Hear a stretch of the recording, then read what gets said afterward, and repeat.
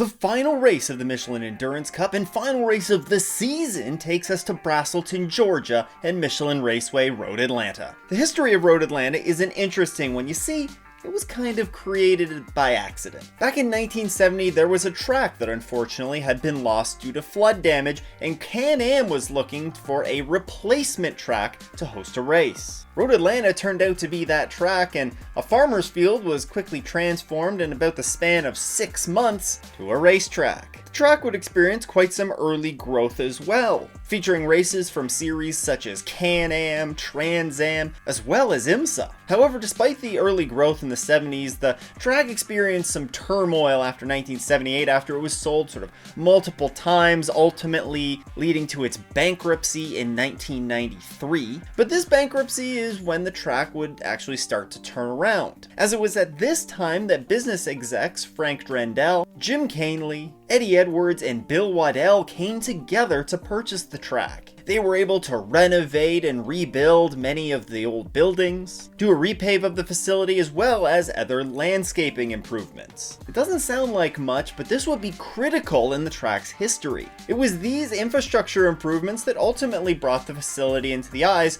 of Dr. Don Panoz. Dr. Panoz would purchase the facility in November of 1996 and transformed the track largely into what we know it as today. He would inject millions of dollars into the facility, making safety improvements in the form of gravel traps and concrete barriers, as well as new paddock and hospitality spaces. Dr. Panoz is also responsible for founding the track's biggest race. The first Petit Le Mans was run in 1998 as part of the IMSA Championship. It didn't take long before it would become one of the original races for the American Le Mans series starting in 1999. And while we know this track as being a 10-hour endurance race today, from 1998 until 2013, the race was actually 1,000 miles with a time limit of 10 hours. Since 2014, the race has been run with no distance limit, and it has just been a 10-hour endurance race. It's also kind of weird to think about, but it is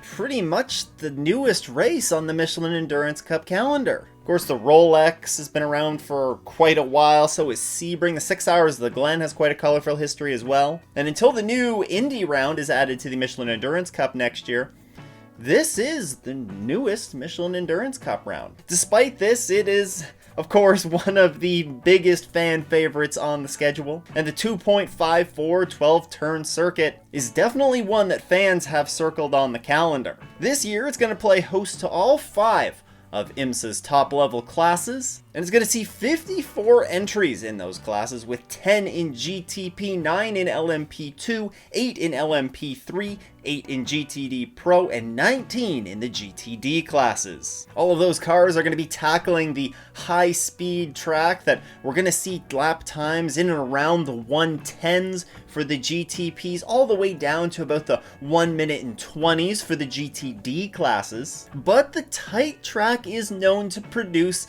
a large number of, we'll say, incidents, whether it just be small incidents like contact, or some larger incidents like teammates taking each other out, which actually happened at this race last year. See, the two Chip Ganassi Racing DPI entries, they came together in the closing hours of the race, and let's just say it didn't end too well for either of them. When it comes to the weather, it's gonna be a little bit touch and go here this weekend, as many Petit Le Mans are. The first couple of days should be fine, with sunny, maybe some cloudy breaks. Friday, there is a 50% chance of showers, but that does clear up just in time for Saturday's big race.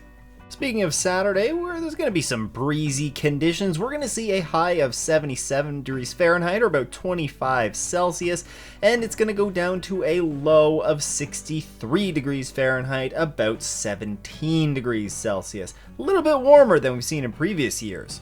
Regardless of what the weather turns out to be, we're in for an incredible race at Road Atlanta. Traffic will play a factor. Strategy will play a factor. You're very likely to see cars coming and going as the race goes on, with the wildly changing conditions. And with so many storylines across all 5 of the classes, there is going to be tons to talk about during and after this race. One of the big storylines is, of course, GTP. The class has delivered some some incredible racing so far this season, starting at the Rolex 24 and carrying right through to the most recent race at Indy. The resulting championship fights have just been an absolute treat to watch. But all good things must come to an end, and those championship fights need to be settled. You can learn everything that you need to know about the GTP Championship fight heading into Road Atlanta right here. Huge thank you to all the Patreon supporters. If you too want to support the show, then you can head to patreon.com/offintheesses. Once again though, thanks for tuning in. I hope everyone has a great race weekend and doesn't go